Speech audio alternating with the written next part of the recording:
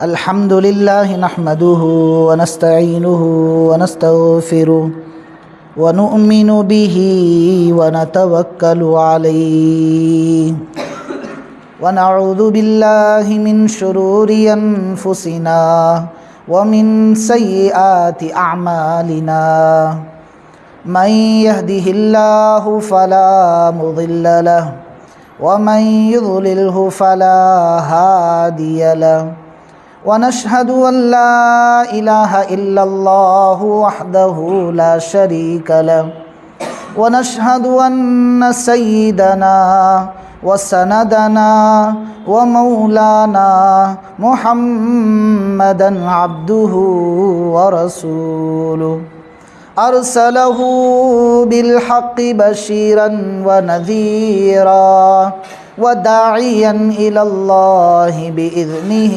وسراجا منيرا أما بعد أعوذ بالله من الشيطان الرجيم بسم الله الرحمن الرحيم إن الدين عند الله الإسلام صدق اللہ العظیم۔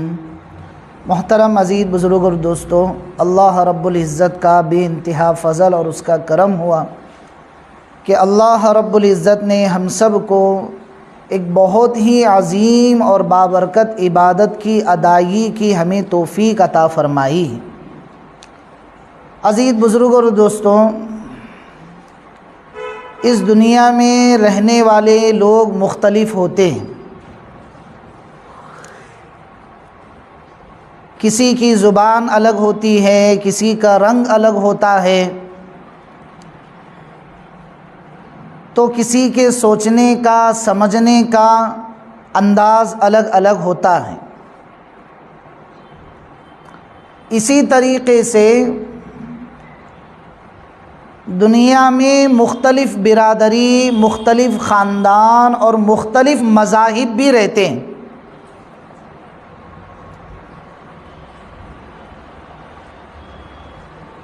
آپ نے بھی بہت سارے مذاہب کے نام سنے ہوں گے، لیکن اللہ رب العزت نے قرآن کریم کی اس آیت میں، جو آیت میں نے ابھی شروع خطبے میں پڑھی ہے، اس میں یہ ارشاد فرماتے ہیں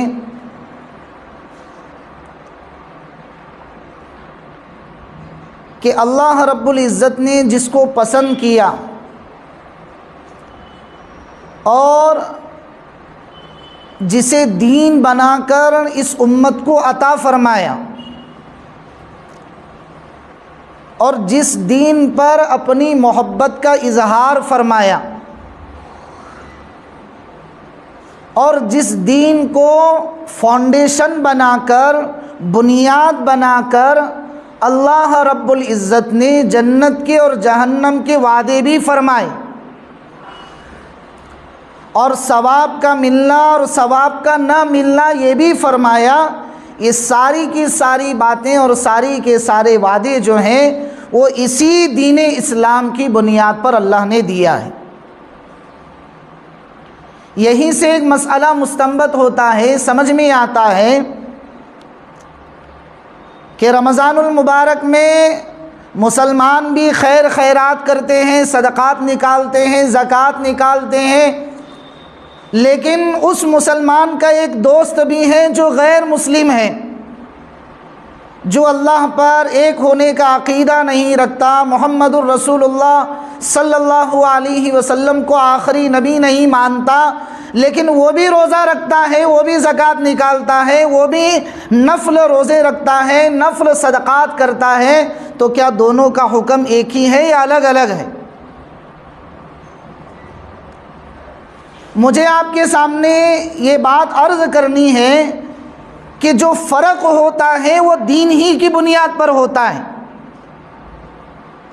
ورنہ تو جیسا کہ پیسہ آپ کے پاس ہے ویسا پیسہ اس کے بھی پاس ہے۔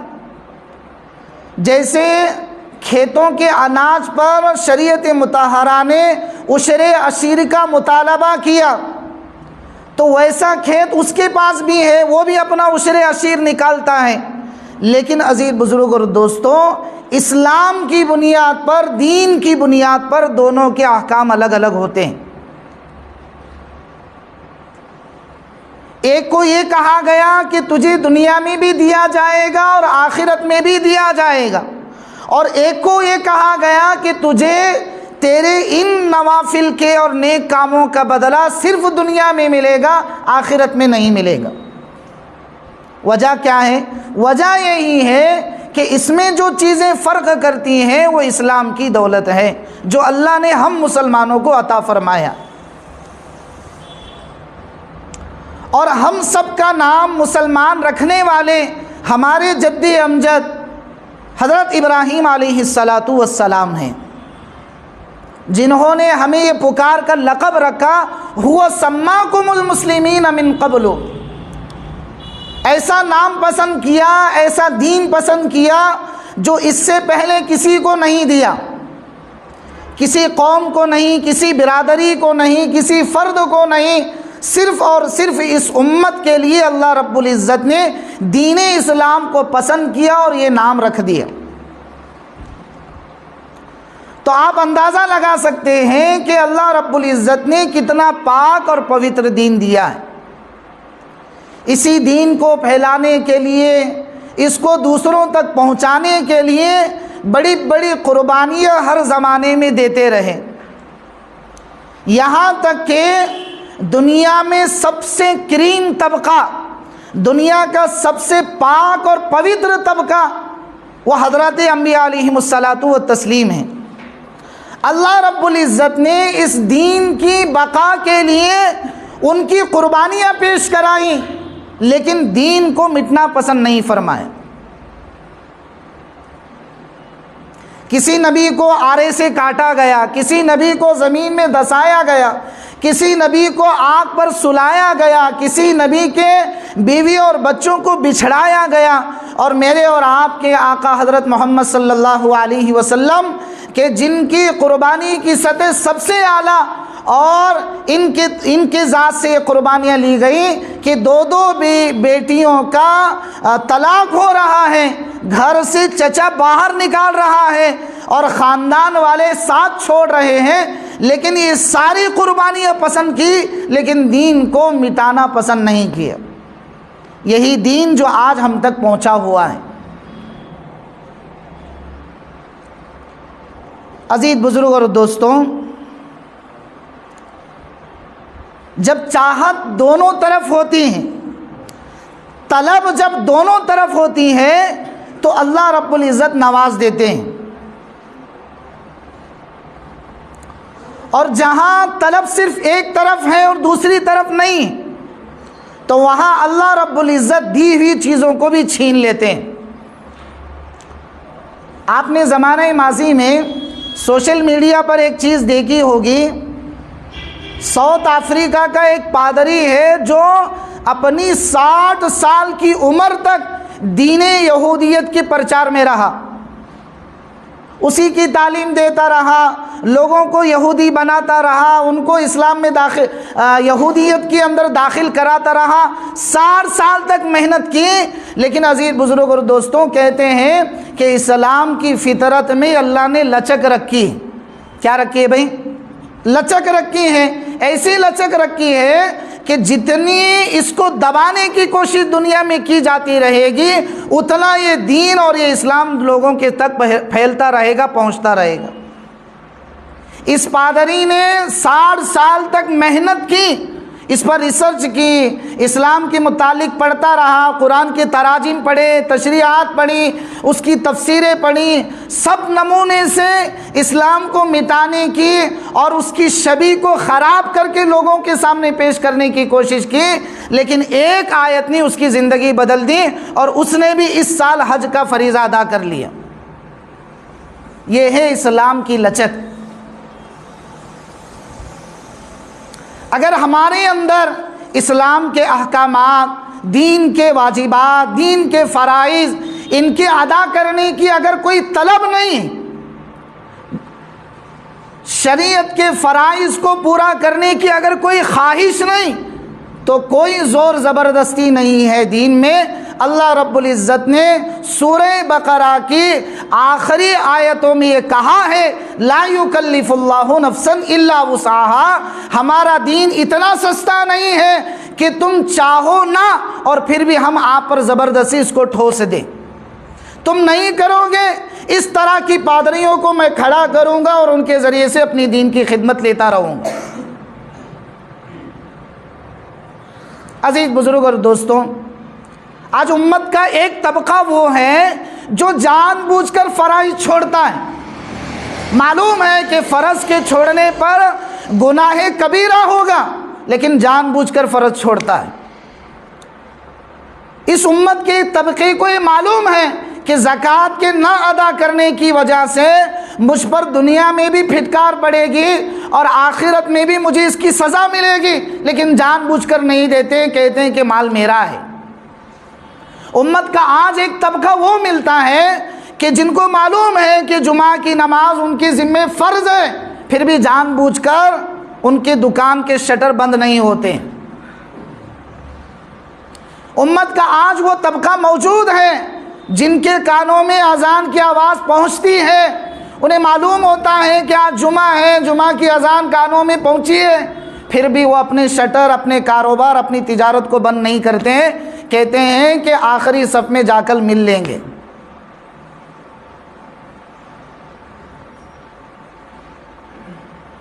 اور آج کل تو امت کا حال یہ ہے کہ اسپیڈ والی نماز کی تلاش میں رہتے ہیں لوگ، جہاں جلدی نماز ہوتی ہے اس مسجد میں جائیں گے،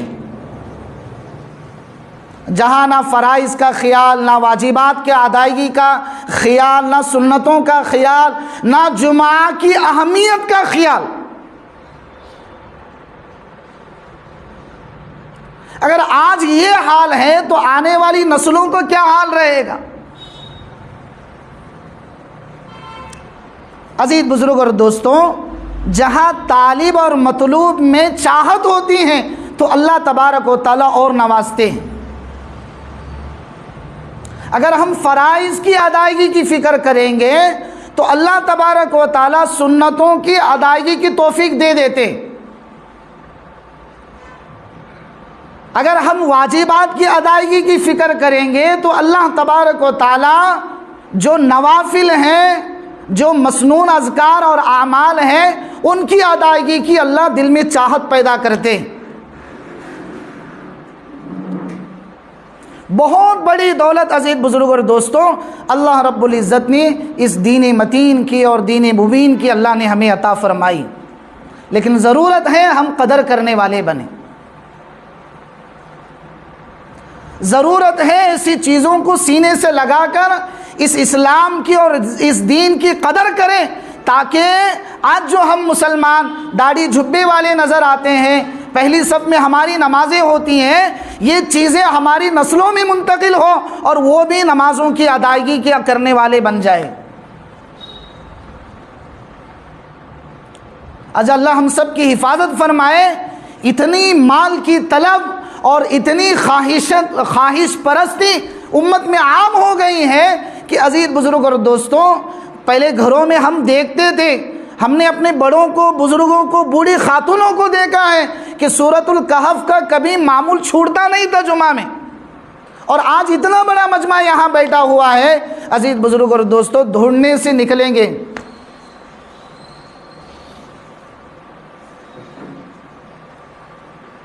جن کے اوابینیں چکتی نہیں تھی، جو جمعہ میں اپنے سارے کام کاجوں کو، اپنی دکان کو، تجارت کو، سب کو بھول بسر کر وہ سب سے پہلے مسجد کا رخ کرتا تھا۔ اور آج کیا ہوتا ہے حال؟ اب اللہ اس نوجوان نسل کی حفاظت فرمائے، جنہیں ہر نشے کا شوق، ہر خواہش کو پورا کرنے کا شوق، لیکن شوق نہیں ہے تو نمازوں کا شوق نہیں۔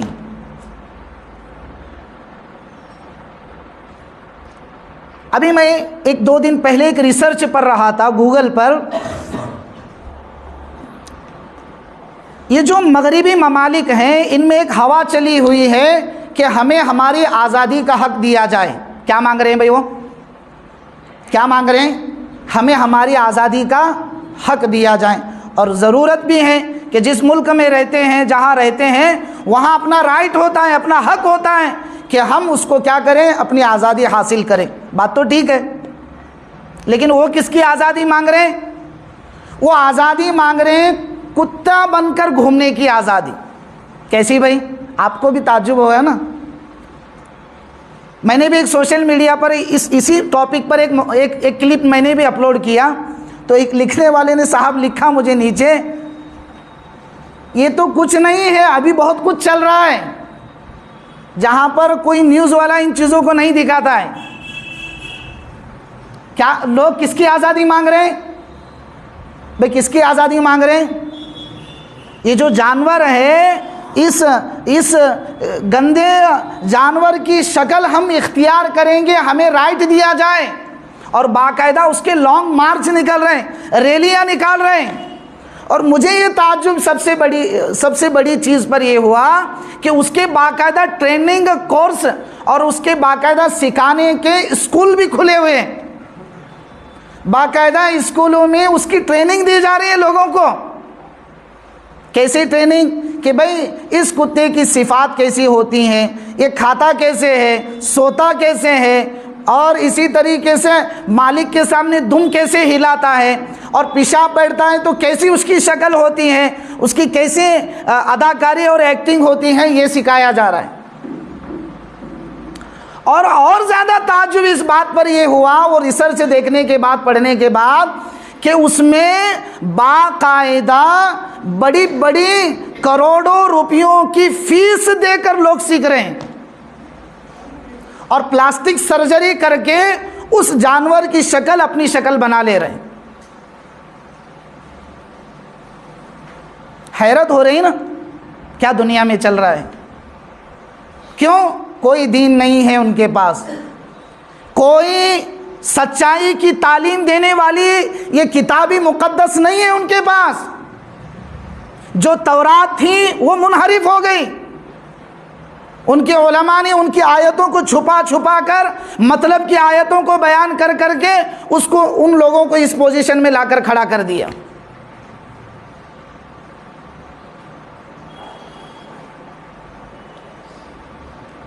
اور زیادہ تعجب میں نے جب اس تحریر کو پڑھا، اس پوسٹ کو پڑھا، تو انہوں نے لکھا ہے، لکھنے والوں نے، کہ ابھی برطانیہ کا رپورٹ یہ ہے کہ 10,000 لوگ یہ چیزیں کر چکے ہیں اور اختیار کر چکے ہیں، اور اونچے خاندان کے لوگ، اچھی تعلیم یافتہ لوگ آج یہ چیزیں اختیار کر رہے ہیں۔ تو وہ لکھتے ہیں کہ آزادی کے نام پر اگر یہی کچھ دنیا میں ہوتا رہا تو اللہ کا شکر ہے اللہ نے ہمیں دین اسلام جیسی نعمت سے نوازا ہے، جس نے پیشاب کا طریقہ تک بتلایا ہے۔ ایک صحابی ہیں، وہ گئے کسی باہر کے ملک پر، کسی جہاد کے سفر پر گئے، تو جو سفیر بن کر جاتے ہیں ان کا انتظام اچھا ہوتا ہے، تو جس دسترخوان پر بیٹھے تھے، کھاتے کھاتے نوالا گر گیا، تو وہ جو سفیر تھے انہوں نے اس نوالے کو صاف کیا اور اس کو کھا لیا۔ تو سامنے جو بیٹھا ہوا تھا وہ دیکھ کر ہنسنے لگا کہ کیسے لوگ ہیں، نیچے گرے ہوئے نوالے کو بھی یہ صاف کر کے کھاتے ہیں۔ تو وہ صحابی کہنے لگے اللہ کا شکر ہے ہمارے نبی نے اور ہمارے دین نے اور ہمارے قرآن نے استنجا کا طریقہ تک ہمیں بتلایا ہے، شادیوں کے طریقے بتلائے، موت مٹی کے طریقے بتلائے، اور خوشی اور غم کے طریقے بتلائے۔ عزیز بزرگ اور دوستوں، جن لوگوں کے پاس یہ ساری چیزیں نہیں ہیں، آج ان لوگوں کا حال آپ نہ دیکھیں۔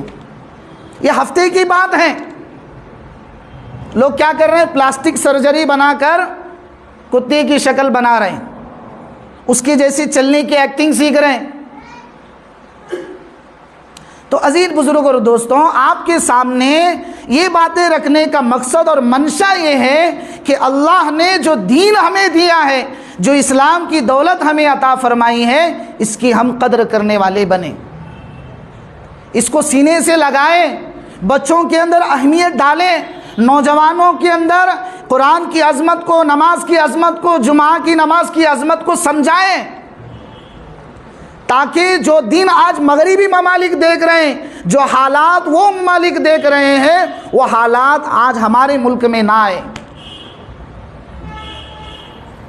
تو عزیز بزرگ اور دوستوں، فرائض کی ادائیگی، واجبات کی ادائیگی، یہ دین اسلام کے حق کو ادا کرنے کا ایک ادنا طریقہ ہے۔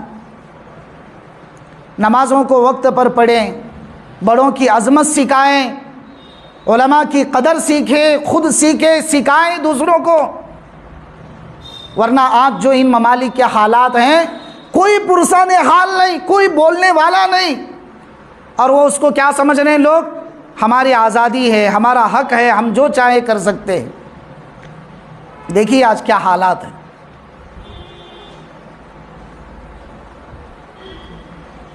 اگر ہم سیکھیں گے، سمجھیں گے ان کی قدر، جمعہ کی نماز کی اہمیت، سب سے پہلے ہم بڑے سمجھیں، پھر ان نوجوان خود بخود آئیں گے۔ تو عزیز بزرگ اور دوستوں، نمازوں کی اوقات کی پابندی اور اسی طریقے سے فرائض کوئی چھوٹنے نہ پائے، اور واجبات کی ادائیگی، تاکہ اللہ ہمارے دلوں میں اور بھی نیک کاموں کی ادائیگی کی ہمیں توفیق دے۔ اس لیے سیکھنا ہے۔ ہمارا جو ٹریک ہے، محمد الرسول اللہ نے جو سکھا کر گئے ہمیں، وہ ہم سے بچھڑ نہ جائیں، ہم کسی اندھیری کھائی میں نہ گر جائیں کہ پھر ہمیں نکلنا وہاں سے مشکل ہو جائے۔ کریں گے بھائی انشاءاللہ۔ اللہ تعالی ہم سب کو عمل کی توفیق عطا فرمائے۔